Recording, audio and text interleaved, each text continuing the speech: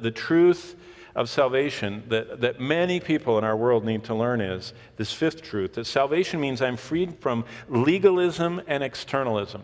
What is legalism? Thinking I can somehow earn God's favor.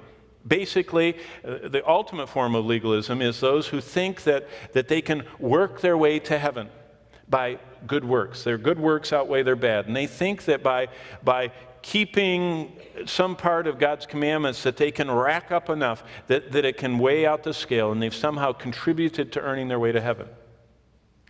God says, no, salvation frees you from the trying to earn your way to heaven, because you say, I can't. That's the first step of salvation.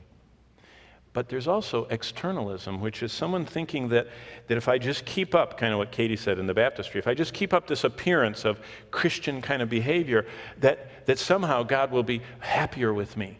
And there's a lot of people that do that. They think that if they don't do certain things, that they make God love them a little bit more. And look what it says in verse 15. Having disarmed principalities and powers, he made a public spectacle over them. He triumphed over them. And he said, now let no one judge you in food or in drink or in regard to a festival or a new moon or a Sabbath, which are a shadow of things to come, but the substance is of Christ.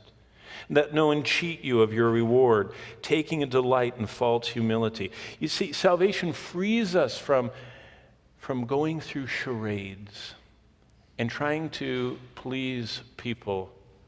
It actually frees us to obey God just because we love him. Not because we're afraid someone's going to catch us, or not because we, want someone to be, disappointed in us. We just are freed by salvation to obey God. Now remember, it says in Matthew 28, we're supposed to teach new believers to observe everything the Lord commanded. It doesn't free us from what God asks us to do through his word, but it totally frees us from we used to raise these little guinea pigs, and they had this little exercise machine in the tank where they lived, and they would run their feet off, and they never got anywhere.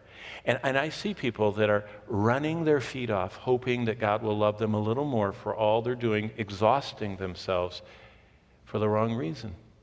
God loves us with an everlasting love, and there is nothing, Bible reading, Bible memory, soul winning, there's nothing we can do to make him love us even this much more. Now, there's much we can do that saddens his heart, grieves his heart, quenches his heart, but we only obey his commandments not because we fear him in the sense of dread, because perfect love casts out fear, but we say, your word I want to obey because I love you.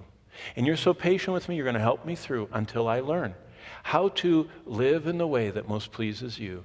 But every time I fail, your love never changes.